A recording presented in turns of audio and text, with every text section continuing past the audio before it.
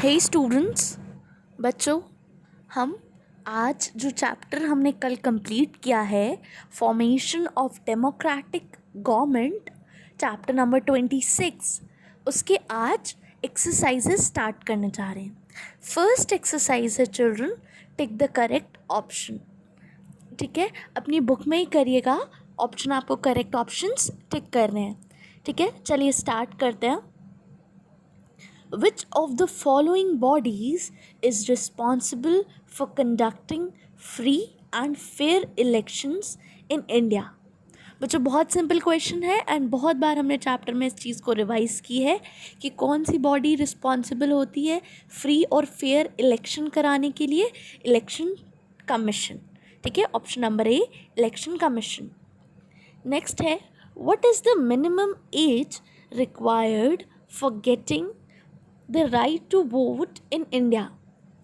India में right to vote मिलने की करेक्ट एज क्या है, मिनिमम एज रिक्वायरमेंट क्या है? तो बच्चों सबको पता है हम लोग को 18 years, right.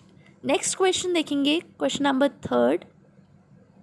Dash implies that the winning candidate may or may not have secured more than half of the total votes polled. तो क्या है आंसर बच्चों? Simple majority. हमको ना एब्सोल्यूट मेजॉरिटी चाहिए होती है, ना पार्शियल मेजॉरिटी चाहिए होती है, हमें सिंपल मेजॉरिटी चाहिए होती है। ज़रूरी नहीं है कि जो विनिंग कैंडिडेट है उसे आधे से ज़्यादा वोट्स मिले हों।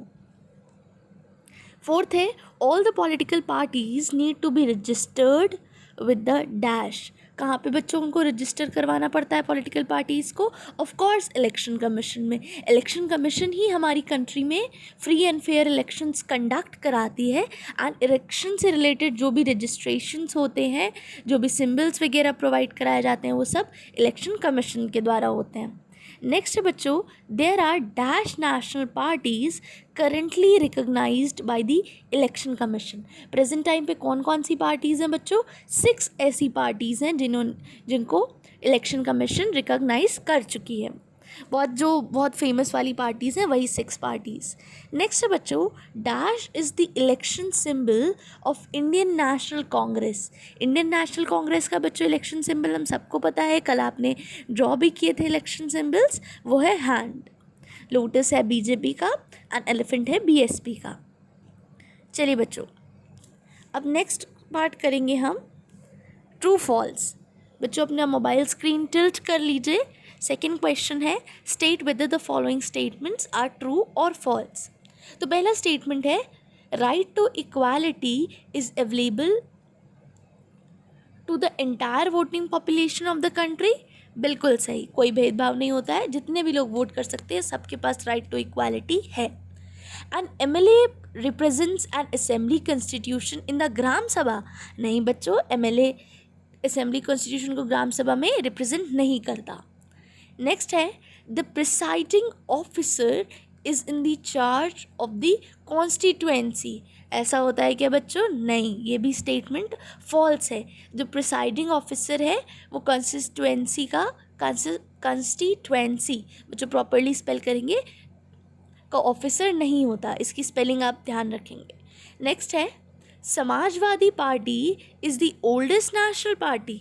बिल्कुल नहीं बच्चों, आपको पता है ओल्डेस्ट नेशनल पार्टी है कौन सी है? समाजवादी पार्टी बिल्कुल नहीं है। नेक्स्ट है बच्चों, ears of the corn and sickle are the national symbols of NCP. बच्चों ये भी स्टेटमेंट फॉल्स है। आपको याद होगा कल मैंने आपको सारे सिंबल्स बनाने के लिए दिए थे विद द पार्टी नेम। देखिए आप आज उनकी एप्लीकेशन देख पा रहे हैं। आगे भी क्वेश्चन में आपसे ऐसा पूछा जा सकता है, इसलिए सारे सिंबल्स और उनके पार्टी नेम्स आपको लर्न होने चाहिए। ठीक है बच्चों, तो ये था आज का हमारा सेशन। हमने टिक द करेक्ट आंसर्स किए and state the following state true और फॉल्स किया। ये दोनों क्वेश्चंस आपको अपनी बुक में करने हैं। आई होप आप सबके पास बुक है। तो बुक में बच्चों आप कोशिश करिएगा पेन मत चलाइएगा, पेंसिल से मार्क करिएगा, ऑप्शन सही टिक करिएगा पेंसिल से ही ट्रू फॉल्स लिखिएगा। अगर आप बहुत ज़्यादा लाइट पेंसिल चलाते हैं तब आप पेन का यूज़ कर सकते हैं। ओके चलो।